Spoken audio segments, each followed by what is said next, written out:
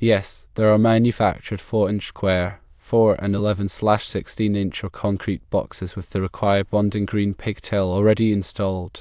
Several manufacturers offer these types of boxes, including Arlington Industries with model number B400-4 square box with grounding pigtail, Carlon with model number B4000, 116C-44 and 1/16-inch square box with grounding pigtail, and CE with model number 44500, 4-inch square box with grounding pigtail, Ocal with model number 401 CG 4-inch square box with grounding pigtail, and Rocco with model number 659 4 and 1/16-inch square box with grounding pigtail.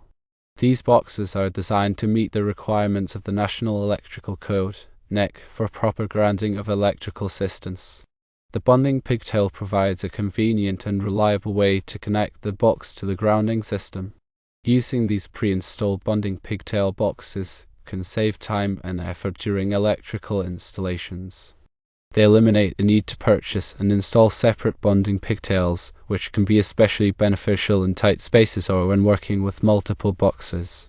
When selecting a 4-inch square, 4 and 11/16-inch or concrete box with a pre-installed bonding pigtail, be sure to choose a product that is Underwriters Laboratories, AL, listed and meets the requirements of your local electrical code. Grounding and bonding are critical aspects of electrical safety, designed to protect people and equipment from electrical shock and fire hazards. The National Electrical Code, NEC, provides comprehensive guidelines for proper grounding and bonding practices. Understanding these requirements is essential for anyone involved in electrical work. Grounding refers to connecting electrical circuits and equipment to the earth, providing a low impedance path for fault currents to flow back to the source. This helps to quickly trip over current protective devices like circuit breakers or fuses, interrupting the flow of electricity and preventing electrical shock hazards. Bonding, on the other hand, involves connecting non-current carrying metal parts of electrical equipment and enclosures together, creating an electrically conductive path. This ensures that all metal parts are at the same electrical potential, minimizing the risk of electric shock if a fault occurs. The NEC specifies various methods for grounding and bonding depending on the type of electrical system and equipment. Some common grounding methods include using a grounding electrode system, which typically consists of ground rods, ground plates, or metal underground water pipes connected to the earth. Bonding methods include using bonding jumpers, which are conductors that connect metal parts together, and using listed grounding and bonding equipment. The NEC also addresses the sizing of grounding and bonding conductors, which is crucial for ensuring that they can safely carry fault currents. The size of the grounding conductor is typically based on the size of the ungrounded conductors in the circuit, while the size of the bonding conductor is based on the size of the overcurrent protective device protecting the circuit. In addition to general grounding and bonding requirements, the NEC also includes specific rules for different types of equipment and systems. For example, there are specific requirements for grounding and bonding of electrical panels, transformers, motors, and other electrical equipment. There are also specific requirements for grounding and bonding in hazardous locations, such as areas where flammable materials are present. It's important to note that grounding and bonding requirements can vary depending on the voltage and current levels of the electrical system. Higher voltage and current systems typically require more robust grounding and bonding methods to ensure safety. Proper grounding and bonding is essential for preventing electrical shock hazards, minimizing the risk of fire, and protecting electrical equipment from damage. It's important to follow the NEC guidelines and consult with a qualified electrician to ensure that your electrical system is properly grounded and bonded. The NEC is updated every 3 years, so it's important to stay up to date on the latest requirements. Grounding and bonding are not the same thing, although they are often used together and are both essential for electrical safety. Grounding connects an electrical system to the earth, while bonding connects non-current carrying metal parts together. The purpose of grounding is to provide a low impedance path for fault currents to flow back to the source, which helps to quickly trip over current protective devices and prevent electrical shock hazards. The purpose of bonding is to ensure that all metal parts are at the same electrical potential, minimizing the risk of electric shock if a fault occurs.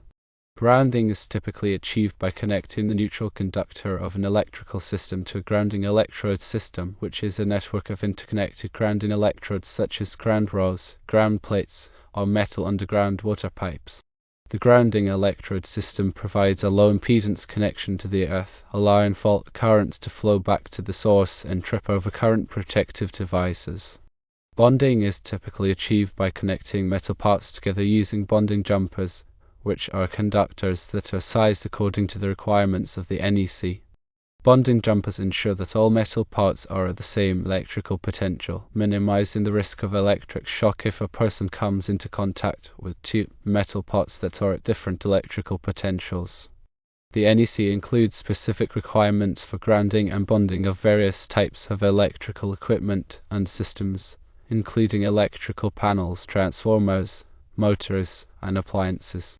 These requirements are designed to ensure that electrical systems are properly grounded and bonded, protecting people and property from electrical hazards. In addition to the NEC, there may be local electrical codes and regulations that also apply to grounding and bonding. It's important to check with your local electrical inspector to ensure that your electrical system meets all applicable requirements. Proper grounding and bonding is essential for electrical safety, and it's important to understand the difference between the two concepts and how they work together to protect people and property from electrical hazards. The size of the grounding and bonding conductors is determined by the National Electrical Code, NEC, based on the size of the overcurrent protection device, such as a circuit breaker or fuse protecting the circuit. The purpose of grounding and bonding conductors is to provide a low impedance path for fault current to flow back to the source, which helps to quickly trip the overcurrent protection device and prevent electrical shock or fire hazards. The NEC specifies minimum sizes for grounding and bonding conductors based on the ampere rating of the overcurrent protection device. The larger the ampere rating of the overcurrent protection device, the larger the required size of the grounding and bonding conductors. The NEC also specifies different rules for grounding and bonding different types of equipment and systems, such as electrical panels, transformers, motors, and appliances. It is important to consult the NEC for specific requirements for grounding and bonding conductors in your particular application. In general, grounding conductors are sized based on the size of the ungrounded conductors in the circuit, while bonding conductors are sized based on the size of the overcurrent protection device protecting the circuit. Grounding conductors connect the equipment grounding system to the earth, providing a path for fault current to flow back to the source. Bonding conductors connect non-current carrying metal parts of electrical equipment together, ensuring that they are at the same electrical potential and preventing voltage differences that could cause electric shock. The NEC provides tables and calculations to determine the appropriate size of grounding and bonding conductors based on the size of the overcurrent protection device and the type of equipment being grounded or bonded. It is important to follow the NEC requirements to ensure that grounding and bonding conductors are properly sized to provide adequate protection against electrical hazards. Using undersized grounding and bonding conductors can result in inadequate protection against electrical shock and fire hazards. Using oversized grounding and bonding conductors is generally not necessary and can add unnecessary cost to the installation. Therefore, it is important to carefully follow the NEC requirements for sizing grounding and bonding conductors to ensure that they are properly sized for the application. The NEC also specifies the types of materials that can be used for grounding and bonding conductors. Typically, copper or aluminum conductors are used for grounding and bonding. Copper is generally preferred for grounding and bonding because it has a lower impedance than aluminum, which allows fault current to flow more easily. However, aluminum conductors can be used for grounding and bonding in some applications, provided that they are properly sized and installed. The NEC also specifies the methods for installing grounding and bonding conductors. Grounding and bonding conductors must be installed in a neat and workmanlike manner, and they must be protected from physical damage. Grounding and bonding conductors must also be securely connected to the equipment grounding system and to the metal parts of electrical equipment. The NEC also specifies the types of connectors that can be used for grounding and bonding conductors. Grounding and bonding connectors must be listed for the application and must be properly installed to ensure a reliable connection. Proper grounding and bonding is essential for electrical safety, and it is important to follow the NEC requirements for sizing, material, and installation of grounding and bonding conductors to ensure that electrical systems are properly protected against electrical hazards. Electrical boxes are enclosures designed to protect electrical connections and provide a safe mounting point for electrical devices. They come in various shapes, sizes, and materials to suit different applications. Selecting the right electrical box is crucial for ensuring the safety and functionality of electrical systems.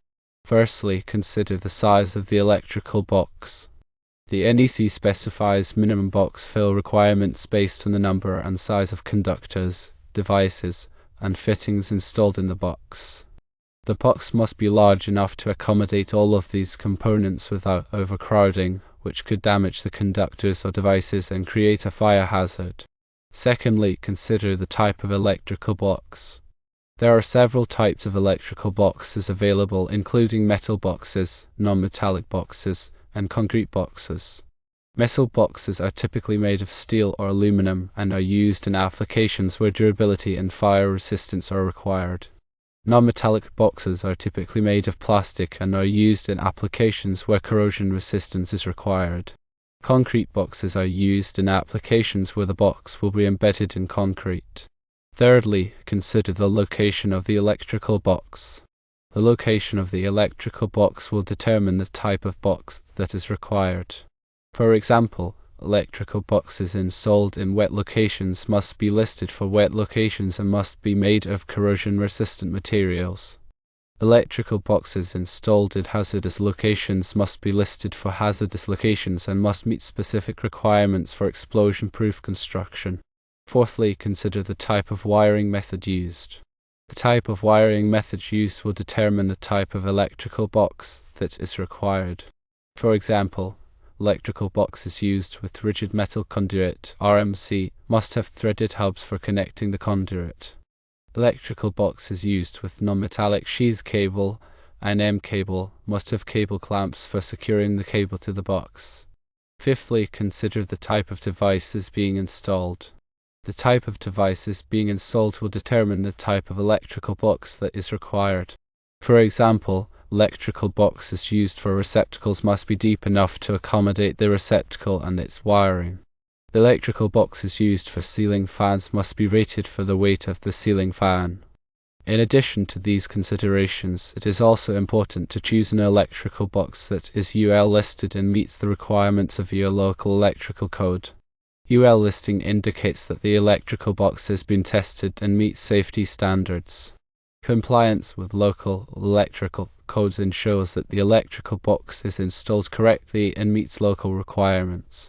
When selecting an electrical box, it is important to carefully consider all of these factors to ensure that you choose the right box for your application. Choosing the wrong electrical box can create a safety hazard or result in a violation of electrical codes. Proper grounding and bonding of electrical boxes is essential for electrical safety.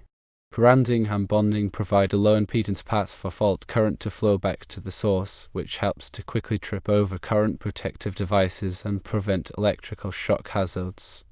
Metal electrical boxes must be grounded and bonded to the equipment grounding conductor (EG). This can be achieved by using a grounding screw or clip to connect the EGC to the metal box. Non-metallic electrical boxes do not need to be grounded or bonded, but any metal devices installed in the box, such as receptacles or switches, must be grounded and bonded to the EGC. Concrete electrical boxes must be grounded and bonded in accordance with the NEC. The specific requirements for grounding and bonding concrete electrical boxes depend on the type of wiring method used and the location of the box. It is important to follow the NEC requirements for grounding and bonding electrical boxes to ensure that electrical systems are properly protected against electrical hazards. Improper grounding and bonding can result in electrical shock hazards and equipment damage. Pre-installed bonding pigtails in electrical boxes offer several advantages over traditional methods of grounding and bonding. One of the main advantages is time savings. Installing separate bonding pigtails can be time-consuming, especially when working with multiple boxes. Pre-installed pigtails eliminate this step, saving time and labor costs. Another advantage is convenience. Pre-installed pigtails are already connected to the box, so there is no need to purchase and install separate pigtails.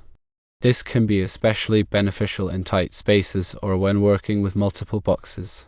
Pre-installed pigtails also ensure a consistent and reliable connection. The pigtails are typically machine-installed, which provides a more consistent and reliable connection than hand-installed pigtails. This can reduce the risk of loose connections or other grounding and bonding problems. In addition, pre-installed pigtails can improve the overall appearance of the electrical installation. The pigtails are neatly installed and tucked away, which can create a more professional and organized look. However, there are also some potential disadvantages to using pre-installed bonding pigtails. One potential disadvantage is cost. Electrical boxes with pre-installed pigtails may be more expensive than boxes without pigtails. Another potential disadvantage is availability. Pre-installed pigtails may not be available for all types of electrical boxes or in all locations. Despite these potential disadvantages, the advantages of pre-installed bonding pigtails generally outweigh the disadvantages. Pre-installed pigtails can save time and effort, improve the reliability of the grounding and bonding system, and enhance the overall appearance of the electrical installation. When selecting electrical boxes with pre-installed bonding pigtails, it is important to choose a product that is UL listed and meets the requirements of your local electrical code. This will ensure that the box is safe and meets the necessary standards. It is also important to choose a box with a pigtail that is the appropriate size and length for your application. The pigtail should be long enough to reach the equipment grounding conductor, and it should be sized according to the NEC requirements. Concrete boxes are specialized electrical boxes designed for installation in concrete walls, floors, or ceilings. They are typically made of galvanized steel or other durable materials that can withstand the harsh conditions associated with concrete construction. Concrete boxes are used to house electrical wiring, devices, and connections in concrete structures.